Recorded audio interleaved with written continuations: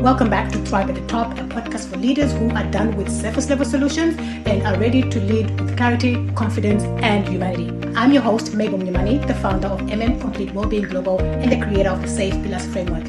And today we begin a new 5-part series that challenges how the aviation sector thinks about risk, readiness, and mental health.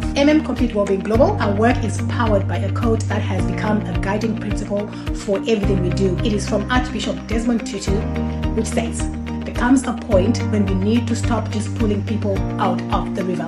We need to go upstream and find out why they are falling in. This series is our upstream conversation. It is called Before the Cockpit because the most dangerous cracks in aviation safety often begins before a pilot ever earns their wings. In this first episode, Cracks in the Runway, we look at what happens in early stages of pilot development, and no simulator can even detect or checklist can prevent unless leaders intentionally build systems to catch those who are silently struggling. So the case that shook the industry. Let's revisit a case that forever changed the landscape of aviation. In 2015, Germanwings Flight 9525 was deliberately crushed by its core pilot, Andreas Lubitz. The loss of 150 lives triggered global outcry. Regulation reviews and new cockpit policies. But here's what's often overlooked.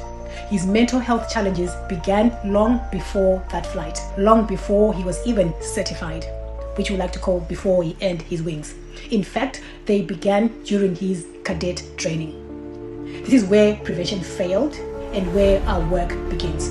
Because adding post-incident protocols is not enough. We must go upstream and address the conditions that create silent risk. And this is the foundation of our work at Complete Wellbeing Global.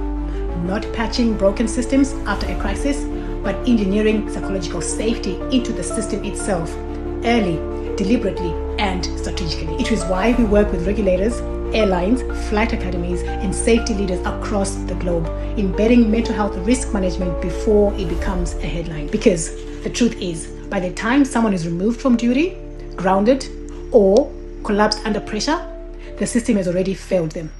And that failure often begins in cadet culture. Let's talk about the unseen pressure.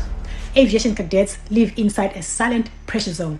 High financial stakes, consistent assessment, fear of failure, no safe language around mental health.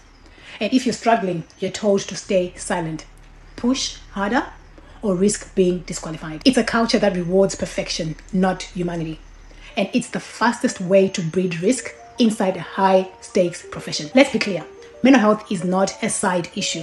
It directly affects focus, fatigue, judgment, and performance from day one of training.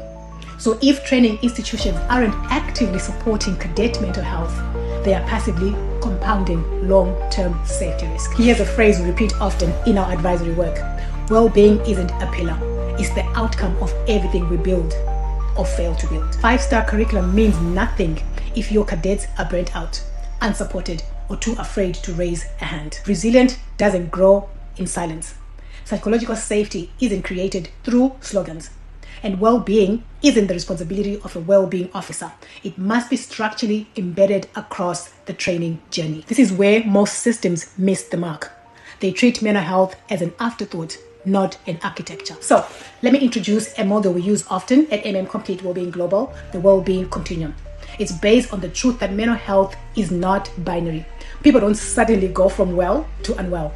They move often gradually across 5 stages: excelling, thriving, coping, struggling, sinking. You can be a top performer and still be struggling privately.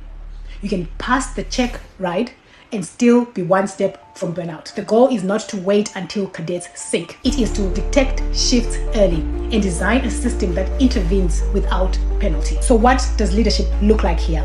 It looks like embedding psychological safety into your training ecosystem, not a mental health day once a year, not a token session in an induction week. It means, first, training instructors to recognize the risk. It's about creating safe reporting and disclosure pathways. It is also about normalizing recovery, not punishing relapse. It's about embedding fatigue, resilience, and stress literacy as core competencies and building systems that don't just expect excellence, but actively support it. Because when you support your cadets as people, not just performers, you build safer skies. So here's the bottom line. The most important safety check in aviation might not be the aircraft. It might be the mental readiness of the human flying it. And readiness doesn't begin in the cockpit. It begins before, in how we train, support, and empower cadets to bring their full humanity into the profession. This is our mission. This is the reason we go upstream. And this is why Desmond Tutu's words continue to drive our work. Stop pulling people out of the river.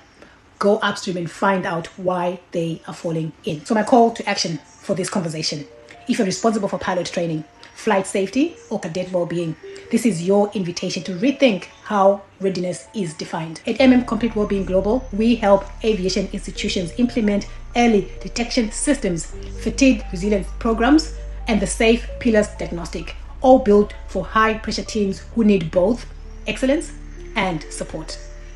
Visit completewellbeingglobal.com or connect with me directly to explore how we can support your teams before the cockpit. And don't miss episode 2, One Warning, One Chance, when systems punish struggle. We will unpack how punitive culture in cadet programs is pushing mental health risk underground and how to fix it.